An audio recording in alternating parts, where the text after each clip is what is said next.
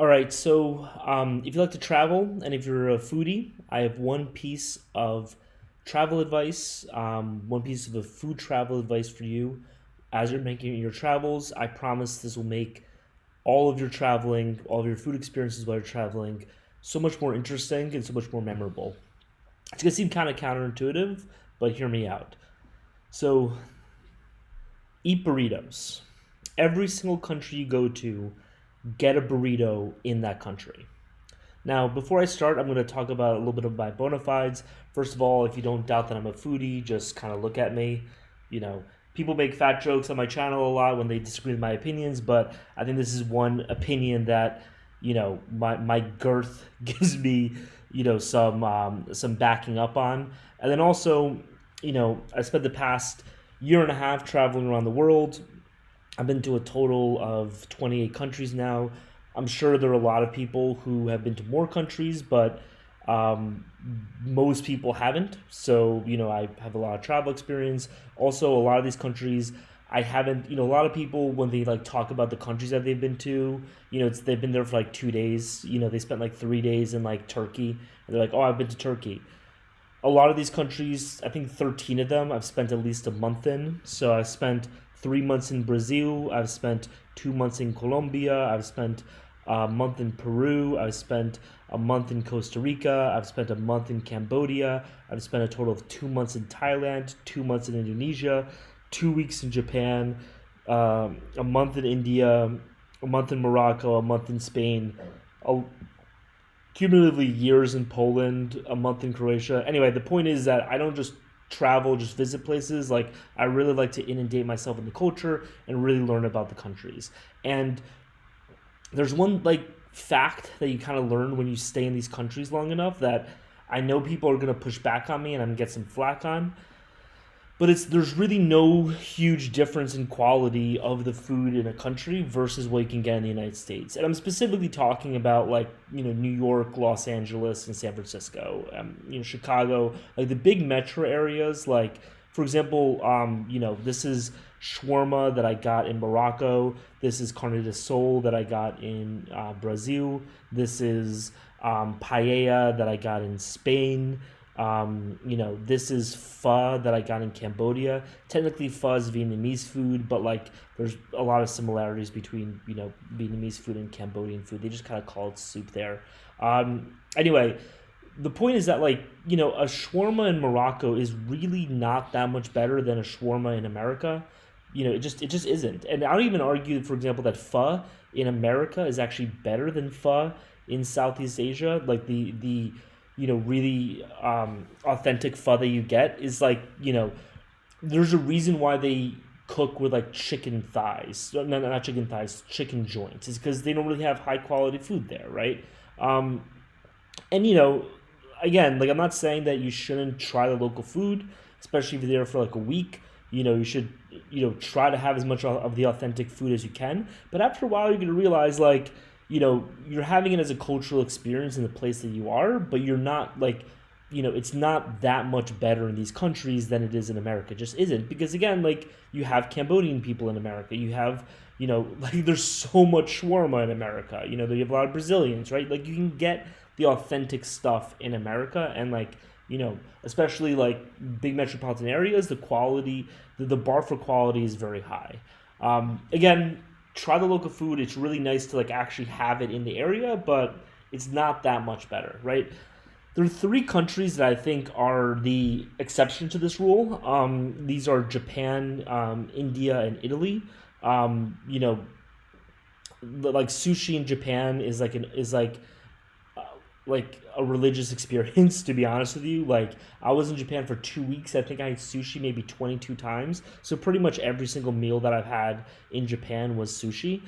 India, the Indian food there is way better. I think it's just because the spices are a lot more native to India than they are anywhere else. And like they have this like really thick sauces that you can't really find in other parts of the world when it comes to all of their dishes. And Italy, I'm originally from New York. I think pizza in New York is actually better than pizza in Italy. But like when you taste the freshness of their food, it's just something different about having Italian food in Italy, right? So why am I telling you to get burritos? Um, and the reason is this is because, um, like as I said, right, like you can get Brazilian food in America. That's just pretty much very similar to the Brazilian food that you can get in Brazil.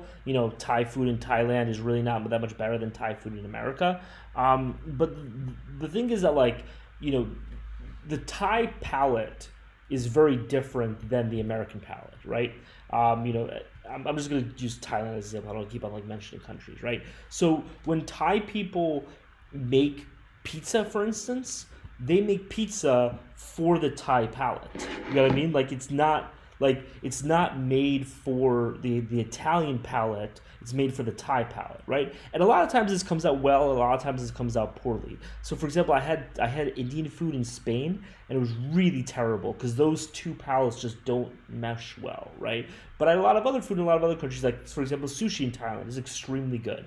Um, but the so so all this to say that the really interesting cultural experience that you can get with food is not that local palate with that local food, because again that replicates pretty well in America, is actually that palate trying a different food, right? So I guess a good way of thinking about this, right, is that you can get Thai food made by a Thai person in America, but you can't get a burrito made by a Thai person in America. That doesn't really exist, right? So it's a really interesting fusion of these cultures. It's like you get to see and feel the way that Thai people approach a burrito, and it comes out very differently than any other burrito in any other country. It comes out very differently than a Cambodian burrito. It comes out very different than a Spanish burrito. It comes out very differently than a Brazilian burrito. And so you really feel this large difference in the way that the food is prepared, but also the way that the cultural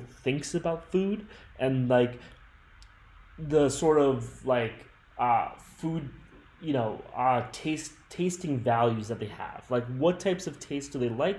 What types of taste do they not like? And that really gets borne out in that burrito.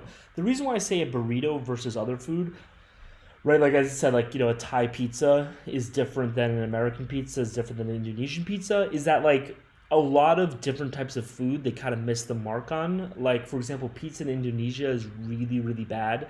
I don't want to go down the line shit on different but for example, fried chicken in Cambodia is really bad, which is kind of weird, but it's not good. Um, all this to say that the burrito is a hard thing to screw up. If you know how to make food, you should be able to know how to make a burrito. And what happens is they kind of quote unquote screw it up, but they screw it up in interesting ways, right? They don't make an authentic Mexican burrito; they make a Thai burrito, and that's just fascinating. So. I highly recommend whatever country you go to, make sure to get at least one burrito. Kind of corollary to this that I think might make it make a lot more sense is what I call the McDonald's rule. Is that I also one thing that I do in every country I get, as you can probably tell by me, is I get McDonald's in every country I go to at least once. In fact, in Japan, I really didn't want to get McDonald's because I just wanted to eat sushi, and sushi's so cheap in Japan that it's actually not cost effective to get McDonald's. It might actually be more expensive, but I still did it anyway because every country you go to, the McDonald's has a different menu. Not every country, but a lot of different countries, right? So you can't you can get Indian food in America that's just as good as a lot of the Indian food, even though I do think India is a separate category, right? But you cannot get an Indian McDonald's in America. You cannot get a Japanese McDonald's in America. You can get sushi in America, you can't get a Japanese McDonald's, right? So if you're looking for really authentic experiences, getting these types of different foods in these countries is a real way to get a really unique experience that you can't get anywhere else. You can't get an Indian McDonald's. By the way, Indian McDonald's actually sucks, so don't get it. But Japanese McDonald's is okay. Peru actually has the best McDonald's in my opinion. There's nothing special about the menu, but just the way that they make the beef is really good. But yeah, so let me know what you think. But when you travel, at least one of your meals, just get a burrito, and don't look for an authentic Mexican burrito. Kind of try to get their version of the burrito, and I promise you, you won't be disappointed.